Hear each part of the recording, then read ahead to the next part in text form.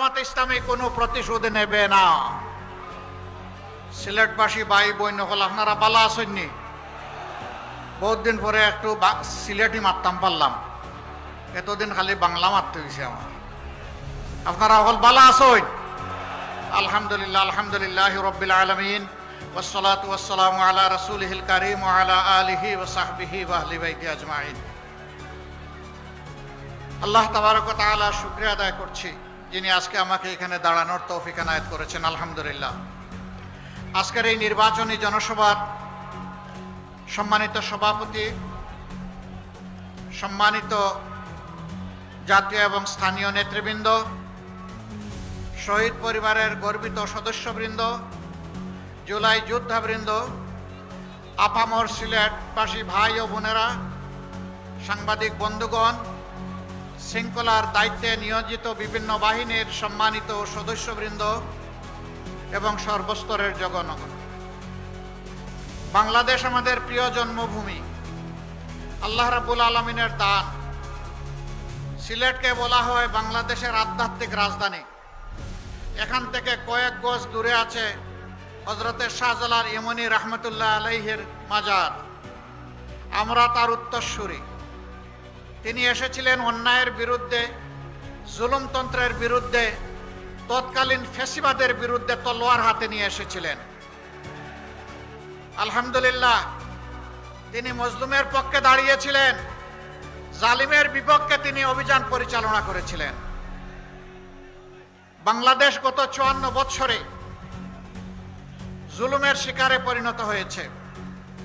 আলেম ওলামা, রাজনৈতিক দলের নেতৃবৃন্দ, ছাত্র, শিক্ষক, সাংবাদিক, সুশীল সমাজের সদস্য, সাধারণ শ্রমিক, কৃষক, মেহনতি মানুষ, কামার কুমার, তাঁতি, জেলে, কেউ এই জুলুমের হাত থেকে রক্ষা পায়নি। সবচাইতে বড় মজলুম দল বাংলাদেশ জামাতে ইসলামী। শুধু আল্লাহ তাআলার আইনের প্রতিষ্ঠার কথা বলার অপরাধে আমাদেরকে খুন করা হয়েছে। এক এক করে আমাদের শীর্ষ 11 জন নেতাকে দুনিয়া থেকে বিদায় করা হয়েছে।